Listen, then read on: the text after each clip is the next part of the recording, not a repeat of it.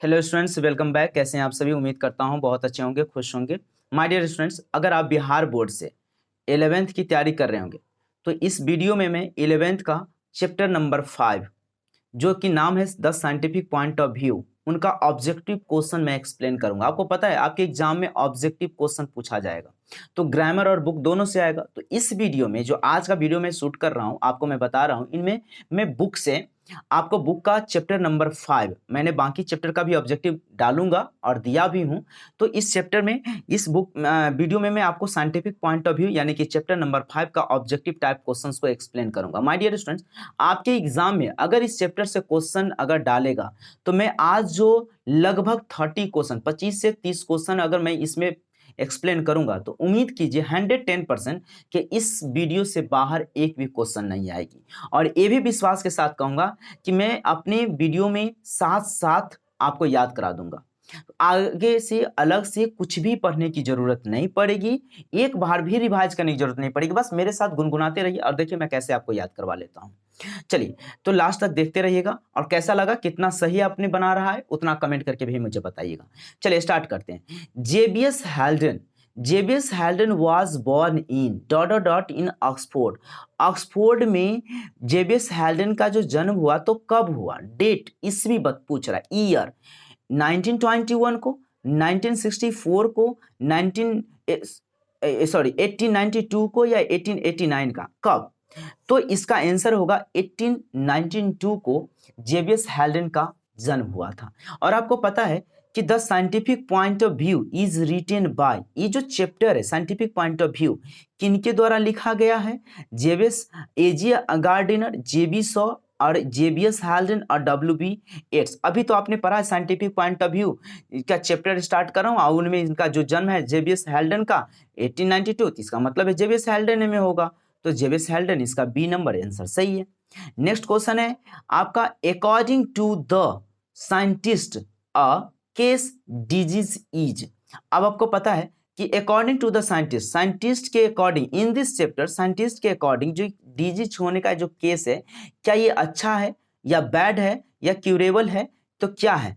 तो यहाँ होगा a manifestation of natural law, इनके वजह से, इनके वजह से, इनके वजह। अगर आप चैप्टर को थोड़ा भी सिंसियर होकर पढ़े होंगे या सुने होंगे, टीचर जब आपको पढ़ाए होंगे, तो उम्मीद कीजिए कि चैप्टर आपको आराम से याद हो जाएगी। The birth rate of the Negro exceeds the death rate in. अभी जो निग्रो का जो बर्थ रेट है, निग्रो, निग्रो मतलब काले लोग, आपने चैप्टर में पढ़ा है ना, काले लोग उजले लोग के बीच में झंझट था।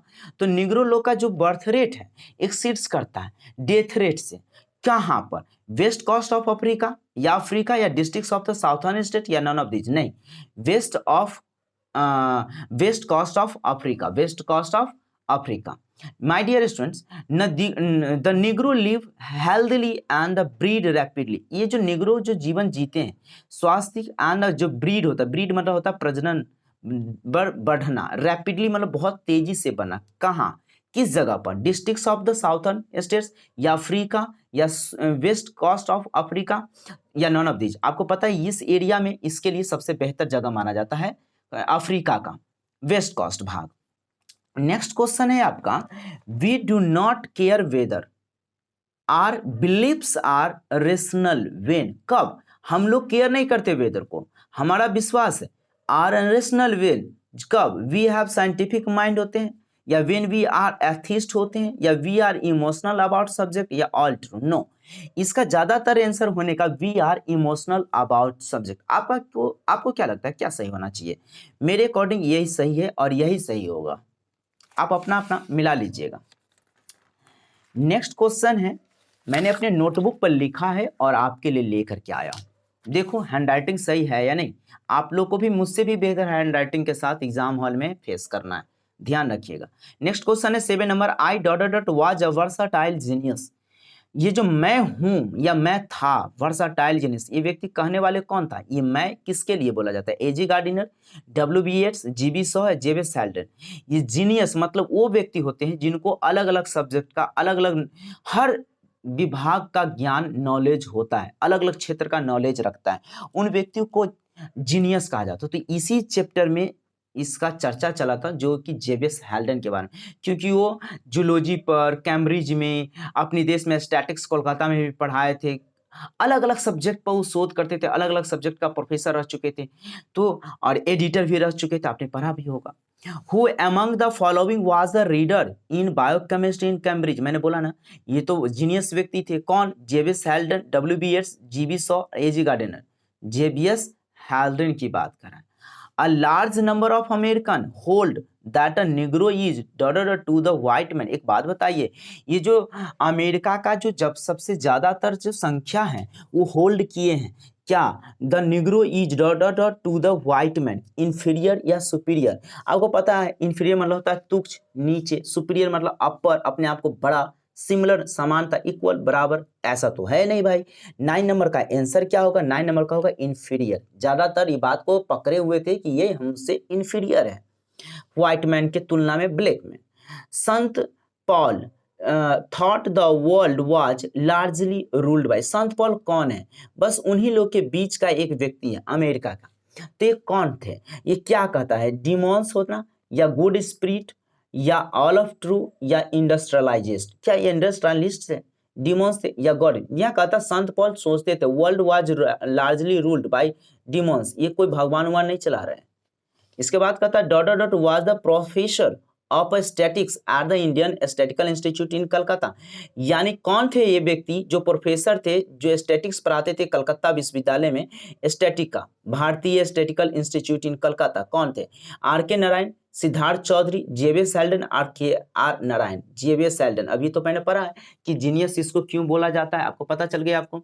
नेक्स्ट क्वेश्चन है डियर स्टूडेंट, साइंस अफेक्ट्स, यहाँ देखिए थोड़ा सा नीचे से ऊपर होगा। साइंस अफेक्ट्स करता है the average man and women को इन डॉट डॉट वेज, कितने तरीकों से ये जो साइंस है ये जो अफेक्ट करता है कुछ महिलाएं और पुरुषों पर, कितने रूप में? 3, 5, 4, 2। आपको पता है 2 वे में, आप जब चैप्टर को पढ़िएगा तो 2 वे में। देखिए बाबू, आप जहां भी पढ़ाई कर रहे हो, मेरी वीडियो देश के अंदर जो भी स्टूडेंट देख पा रहे हैं, बिहार बोर्ड वाले, आप जिस भी सर से पढ़ते हो वो सर बहुत बेहतर से पढ़ाते होंगे, बस उस टीचर की बातों को ध्यान से सुनिए और उनके पढ़ाने के बाद भी आप एक बार रिपीट कीजिए, तो आपको ज्यादातर समझ में आएगा। एक लॉन्ग टर्म तक क्वेश्चन के आंसर या ऑब्जेक्टिव क्वेश्चन, हर एक चीज आपको ध्यान में रहेगा और एग्जाम हॉल में सक्सेसफुली उसे टेकअप कर पाइएगा आप। यानी अगर आप चाहिएगा कि मैं प्रैक्टिस ना करूं, मैं एक बार भी नहीं पढ़ूं, टीचर ही सब कुछ घोल के डाल देगा, तो ऐसा नहीं होता है कभी। तो which of the following is not the literary work of J B S Haldane? कहता है विच ऑफ द फॉलोइंग, इनमें से कौन है जो नहीं है literary work of J B S Haldane? Daedalus, the discovery of India, none of these possible world, ये बुक का नाम है। इनमें से कौन ऐसे बुक हैं जो जेबियस हेल्डन के द्वारा नहीं लिखा गया है? तो आपको पता है डिस्कवरी ऑफ इंडिया, ये किनके द्वारा लिखा गया? भारत एक खोज, नेहरू के द्वारा लिखा गया हुआ है, आपको याद होगा। नेक्स्ट क्वेश्चन है अकॉर्डिंग टू जेबियस हेल्डन के अनुसार साइंटिफिक पॉइंट ऑफ व्यू में बी कॉल्ड द, यानी इस चैप्टर में आप जब साइंटिफिक पॉइंट ऑफ व्यू को जब पढ़िएगा तो में जेबियस हेल्डन कहते हैं कि इनके अनुसार साइंस का आंख और भगवान का आंख दोनों एक ही है। क्यों? क्योंकि देखिए साइंस भी फैक्ट को बताता है और गॉड भी वही चीज को शो करते हैं, तो गॉड्स आई व्यू होगा, ए नंबर आंसर इसका सबसे बेहतर होगा। नेक्स्ट क्वेश्चन है driving in a motor car is the example of the benefits of dot dot daily life. एक बात बताइए, आपने जब चैप्टर को स्टार्ट किया होगा तो नेक्स्ट पेज में आपने पढ़ा होगा कि साइंस कितना चीज दिया है। पहले काठ गाड़ी से चलते थे, आज मोटर कार हो गया। पहले पहले क्या होता था, पंडित से, बाबा जी सबसे मंत्र जंतर पर बीमारी को सही कराते थे, आजकल डॉक्टर हो गया, सिजेरियन हो गया। तो साइंस कितना आगे लेके आया, यानी साइंस का एडवांटेज उसमें बता रहा था। तो यानी साइंस डिसएडवांटेज ये तो हो नहीं सकता भाई, साइंस ही का तो देन है जो डेली लाइफ में मोटर कार आया, पहले काठ की गाड़ी से चलते थे। ये साइंस आपको इंस्ट्रूजन नहीं, साइंस एप्लीकेशन, साइंस का ही तो एप्लीकेशन है जिससे हमारे पास इतनी जिंदगी में बहुत मतलब कि फास्टली बन गया। हर एक चीज साइंस का ही देन तो है जो हमारा बात आपके तक पहुंच पा रही है with mobile. An example of the impact of science on our opinions is dot dot, फिर से सुनिएगा, an example of the impact of science on our opinion, इसमें क्या होगा? The heavenly is nearly empty, या मैन इज गॉड, भगवान ही इंसान ही भगवान है, या फिर world can be ruled only by atom bomb. Atom bomb वाला सवाल ही नहीं है कि दुनिया इससे चलता होगा। देयर इज नो गॉड, भगवान नहीं है, नहीं ऐसा नहीं है। The heavens is nearly empty, ये इसका सही आंसर है। नेक्स्ट क्वेश्चन है the object of author, author का जो ऑब्जेक्ट था, काम था, is the easy is to dot dot dot promote करना साइंटिफिक पॉइंट ऑफ व्यू को, या propagate that here is no God, या प्रोपोगेट फैलाना कि यहाँ भगवान ही नहीं है, या so man is the real God, या यहाँ पर रियल गॉड इंसान ही है, नन ऑफ दिस। यानी कहता है ये जो ऑथर है इस चैप्टर का, उनका क्या ऑब्जेक्ट, इनका क्या उद्देश्य है या क्या काम है इस इससे में बताना कि भगवान है ही नहीं, या कोई इंसान है जो भगवान है, या फिर साइंस को प्रमोट करना पॉइंट ऑफ व्यू से। तो साइंस प्रमोट यानी कि promote scientific point of view, ये ऑप्शन सही है। नेक्स्ट क्वेश्चन है my dear, until humanity adopts until humanity adopts the dot dot dot those enemies will not be conquered। अब बताइए, जब तक ह्यूमैनिटी एडॉप्ट्स नहीं करता है किस चीज का, दोज इनेमीज, कौन सी इनेमीज के, devotion of God to God, scientific point of view, या आइडल वर्शिप, या कॉन्ट्रसेप्शन। ये गलत बात है, ये साइंटिफिक पॉइंट ऑफ व्यू का। आप एक बात बताइए, जब तक आप साइंस को, अगर आप एग्जाम्पल के तौर पर लीजिए कि अगर पॉइंट ऑफ व्यू को, साइंस के पॉइंट ऑफ व्यू से अगर आप नहीं सोचिएगा, तो आपके पास जितने भी इनेमीज है, मतलब कीड़ा पतिंगा है, कुछ भी है, क्या उससे आप दूर हट सकते हैं, क्या उससे आप बच सकते हैं, कभी कॉन्क्योर हो सकते हैं, कभी भी नहीं। तो आपको किसको अडॉप्ट करना होगा, आपको साइंटिफिक पॉइंट ऑफ व्यू को अडॉप्ट करना होगा, तभी आप बच सकते हो इस सब चीज से। नेक्स्ट क्वेश्चन है भाई मेरे 90 नंबर क्वेश्चन है, the best utilisation of science is to, यानी सबसे बेहतर क्या है यूटिलाइजेशन के तौर पर, यानी उपयोगी के तौर पर साइंस का, ट्रेवल ओनली बाय बस, सबसे बेहतर ये होगा कि हम बस से चल रहे हैं। मेक डेडलाइटिस क्या है, deadliest weapon, no, use it practically in our daily in day to day life, या see as much movies as you can. यानी साइंस का जो यूटिलाइजेशन बढ़ा है सिर्फ बस से चलने के लिए, आप समझते हैं कि सिर्फ बस से का आविष्कार हुआ है, या विपोन से बना है उसी का, या फिर हम लोग जो मूव करते हैं, see much movies as you can, जो भी पसंद होता मूवी देखते, तो यही है साइंस का यूटिलाइजेशन। नहीं बच्चे, यूटिलाइजेशन वाले में सी ऑप्शन सही होगा, use it practically in our day to day life, right ना, यानी दिन पर दिन के जीवन में हम प्रैक्टिकली तरीके से यूज कर, आज मोबाइल का यूज है तभी तो अब हम आप एक दूसरे से पढ़ाई कर रहे हैं, पेन ये साइंस है, बुक, यानी फिर आपका जो भी मूवी देखते हो या कुछ भी काम करते हो या कहीं आते जाते हो, ये सब तो साइंस का ही देन है, जो तो इतनी फास्टली हुआ है तुम लोग या हम लोग। यूटिलाइज बढ़ा ना, प्रैक्टिकली यूटिलाइज बढ़ा है, प्रतिदिन के दिन में दिनचर्या में हमारे आपको यूज की जरूरत पड़ती है। The two charges against science are, बताइए, यानी साइंस जो है, यानी क्या कहता है, द टू चार्जेज, चार्जेज मतलब जानते हैं ना, चार्ज करना, अगेंस्ट विरोध science are deep to moral consideration, यानी कह रहा है कि साइंस के विरोध में दो चार्जेस क्या है, साइंस किसके विरोध में, मतलब कह रहा है कि अगेंस्ट है टू चार्जेस, इसमें से क्या क्या बात कहता है, डीप टू मोरल कंसिडरेशन, या interfering in ethical problems which don't concern them, या both A and B are true, या नन ऑफ दिस। नहीं बच्चे, यहाँ पर जरा गौर से समझिए 20 का आंसर, तब 20 में आंसर होगा सी। यहाँ पर क्या कहता है, ये मोरल कंसिडरेशन को लेके डीप है, और इंटरफेयरिंग कर रहा है, इथिकल प्रॉब्लम होता है किसमें, जो धार्मिक तौर पर सोचता है, जो कि कंसर्न नहीं करता है, यानी बोथ ए और बी दोनों होगा। नेक्स्ट क्वेश्चन है, the average man dwells on the emotional side of case, ज्यादातर जो एवरेज मैन है वो ड्वेल्स किसके साइड है, इमोशनल साइड के है या इथिकल साइड है, या emotional and ethical side of case, दोनों तरफ है, या नन ऑफ द, जिनमें से कोई नहीं। आपको पता है, जो आपने चैप्टर पढ़ा होगा तो इसको लगा होगा कि लाख समझदार है फिर भी कितनों साइंस को मानता है, फिर भी ये दोनों साइड है, इमोशनल और इथिकल दोनों को समझता है इस बात को। तो 21 का आंसर होगा सी नंबर, दोनों। निग्रोज यानी काले लोगों का जो भीड़ है, are not inferior to American because, यानी इंफेरियर नहीं है क्योंकि दे लिव इन गेटो, क्या वो गेटो में रहते हैं, दे आर ब्लैक, वो काले हैं इसलिए, बायोलॉजिकल फैक्ट्स प्रूव इट, ये बायोलॉजिकल फैक्ट्स है इसके लिए। नेक्स्ट क्वेश्चन है, the Negroes original home is, Negro का ओरिजिनल घर कहाँ था, अमेरिका में, अफ्रीका में, या वेस्ट कोस्ट ऑफ अफ्रीका, इसका सबसे मेन घर है वेस्ट कोस्ट ऑफ अफ्रीका। तभी तो बोल रहा था इसकी असली जिंदगी वही है, वहीं पे ये अच्छे से स्वस्थ तरीके पर जी रहा है। नेक्स्ट क्वेश्चन है आपके सामने, the scientists are interested in, किस में? साइंटिस्ट किस में इंटरेस्ट लेते हैं? पॉलिटिकल व्यू में। साइंस को पॉलिटिक्स से कोई माने मतलब नहीं है, उनको फैक्ट से मतलब है। क्या है? फैक्ट। हम लोग क्या है, हम लोग अपने लाइफ में फैक्ट से बहुत दूर रहते हैं, बस हम लोग मान लेते हैं कि ऐसा है तो ऐसा है, लेकिन साइंस कहता है ऐसा है तो ऐसा नहीं।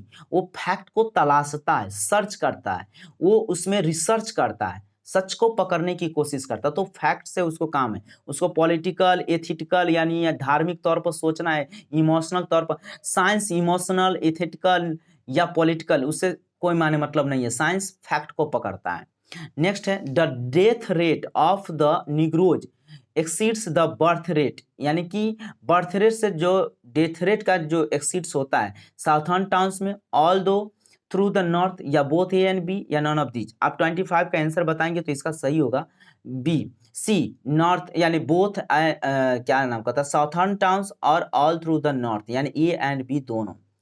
नेक्स्ट क्वेश्चन है 26 में, according to the pre Christian का मतलब होता है जीसस से पहले, एटीट्यूड, इसका जो एटीट्यूड है, a case of disease is viral infection के माना जाता है। यानी क्या कहता है कि वहां का जो लोग थे जीसस से पहले वो वायरल इन्फेक्शन समझते थे वहां बीमारी को फैलने का कारण, या बैक्टीरियल इन्फेक्शन समझते थे, या डाइटी पनिशमेंट ऑफ फॉर सिन, यानी कि वो किसी पाप का भागीदारी समझते थे कि इसका बच्चा या इसके पेरेंट्स कोई पाप किया इसलिए ये बीमारी हुआ है, या फंगल इन्फेक्शन, ये भैया ये पाप पुण्य की बात करता है। तब जब चैप्टर पढ़ेगा तो आपको समझ में आएगा इसमें पाप पुण्य की बात कर रहा है, तो पाप होगा।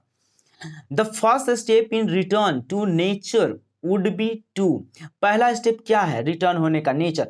इस चैप्टर को जब पढ़ेगा तो कहता है कि आपको नेचर की तरफ मूव करने का मतलब बनता है कि आप डिस्कार्ड कर दो क्लॉथ्स को। क्या कर दो? क्लॉथ्स को, यानी नग्न हो जाए, बिना कपड़ा करो। तो ऐसी कोई जरूरी है कि ऐसे रह पाएगा? तो अब चैप्टर पढ़ोगे तो आपको देखने मिलेगा कि जब रिटर्निंग की बात आता है नेचर की तरफ, तो वहां पर क्लॉथ्स को हटाने की बात कर रहा है, यानी कि बिना कपड़ा को रहने की बात करता है। नेक्स्ट क्वेश्चन है, in comparison to the savage mean the life expectancy of the इस अनसिविलाइज्ड मीन इज, ये यस है भाई मेरे, यस। तो आप बताइए ये इसमें क्या होगा, लॉन्गर, लेस, या वेरी लेजर, या ऑल टू? फिर से समझ जाए, in comparison to the savage mean, ये जो सैवेज मीन के कंपेरिजन में the life expectancy of the uncivilised mean कौन है? लॉन्गर, कितने दिनों से? लंबे समय से। कितने दिन समय से? लंबे समय से। डियर स्टूडेंट्स, इस चैप्टर से अगर कोई क्वेश्चन पूछेगा तो 28 नंबर जो क्वेश्चन आपने पढ़ा है 1 से लेके 21, 28, इससे बाहर एक भी क्वेश्चन नहीं आएगा, पहली बात। दूसरी, जो फर्स्ट टाइम हमारे चैनल को विजिट कर रहे हो तो आप सब्सक्राइब जरूर कर सकते हैं अगर आपको अच्छा लगा होगा, क्योंकि इस पर मैंने आपको वर्ड मीनिंग का बहुत ही बेहतरीन तरीके से सेशन लेके आता हूं, पहली बात। सेकेंड मैटर करता है कि आपको हर एक चैप्टर का, एवरी चैप्टर का ऑब्जेक्टिव और सब्जेक्टिव दोनों वीडियोज लेकर के आऊंगा क्लास। नेक्स्ट मैटर करेगा कि इंग्लिश का आपके पॉइंट ऑफ व्यू से भी मैं चैप्टर बनाऊंगा, आप जो जो चैप्टर कहोगे वैसे वैसे मैं बनाऊंगा नेक्स्ट टाइम। आप इस पे आपको लेटर राइटिंग, आपको एस्से राइटिंग, आपको नोटिस लिखना, पैराग्राफ लिखना, ये हर एक चीज मैं आपको इस चैनल पर सिखलाऊंगा। तो आपकी इच्छा के ऊपर डिपेंड करता। अच्छा लगा का तो लाइक जरूर कीजिएगा, कमेंट में बताइएगा आपको कितना सही हुआ, और इंतजार जरूर कीजिएगा, कमेंट में बताइएगा आपको जो जो चैप्टर पढ़ना है, मैं सारे चैप्टर को फिर से लेकर के आऊंगा। सो थैंक यू, फिर मिलता हूं नए चैप्टर के साथ।